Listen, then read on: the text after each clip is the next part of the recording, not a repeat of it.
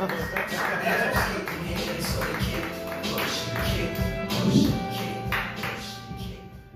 right, how are we doing, Call Town? We almost got everybody's attention. Thank y'all so much for staying late. I'm almost a headline, and I saw there's like 2 extra names. So damn. It's slightly less important. So, why doesn't Dracula exclusively visit old folks' homes?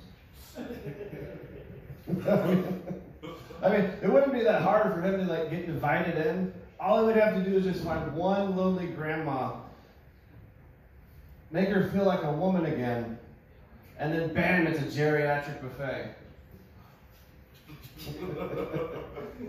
Yeah, leave some open air for people to process the information.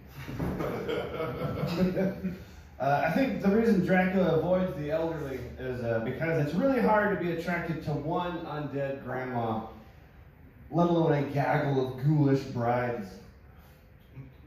If Dracula got lazy one night and stowed away on a Carnival cruise line, he would just be surrounded by like a bingo night's worth of eccentric basket weavers being like, I really hope that was cat hair. Note to yourself, never book with Royal Caribbean again. Speaking of horny grandma vampires, such a fun sentence. That got me thinking about my own mortality. I would hate to be 100 years old and then become a vampire. You know what I mean? Like, because whatever age you are at the time of being bitten or nuzzled by a vampire, your neck being nuzzled.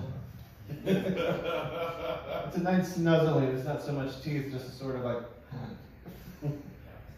That's the age you're stuck with. Can you imagine being 100 years old, but forever? Like, first off, you're an old vampire with like 10,000 pairs of Dr. Scholl's inserts, an orthopedic coffin, and dentures. You're a fucking vampire with dentures. Imagine that, like, you're just having, like, gumming your victims to death and just, I like it, it's so much easier. I like it. Just, and they're just like, okay, that's enough. You can stop it. That was cute 5 minutes ago. You're like, no, you're cute. No, you're cute. And some vampires would play keep away with your teeth. I mean, imagine, like, you're already having a hard time with your everlasting life. You got eternal leaky dick. Skin, everything is just sagging, and then you have your dentures being treated like some child's plaything. You'd be in the middle of like 2 asshole vampires just trying to jump in and be like, come on guys, I'm tired of rat soup.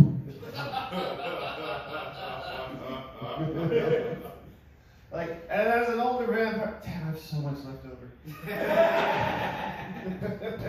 You sure it's not a 5-minute, Mike? As an old vampire, your bladder control is shot to hell. So you know you're up all day to pee. And hell forbid, you close the bathroom curtains and end up burning your own dick off. Then you just walk around having to answer like, yes, my name's Draculina. That's what we coincidentally called the first and last Transylvania joke. And that play on words is slightly offensive. And we all know how forgetful our elders can be. Can I get like an extra 30 seconds? An old vampire is no exception. I imagine there would be a very old vampire forgetting how important it is for his balls to be proportionate to his bat body. That would be the worst day in an old vampire's life. Flying around with like 2 kettlebells instead of easily lifted marbles. Looking like a glorified game of Flappy Birds, but in his case it's massive flappy balls. And they're not just the same size, and he's just panicking while flying in circles, and then he gets his balls snagged on a gargoyle's mouth and gets yanked up back like a dog on a leash, just squeak, squeak, squeak. Now he's hanging, this is the last bit, now he's hanging there. Suddenly, Van Balsing, the vampire taint hunter, shows up and drops a classic Schwarzenegger kill line. Hey, Dracula, talk this. All right, that's been my time. I've been a wonderful audience. Thank you so much.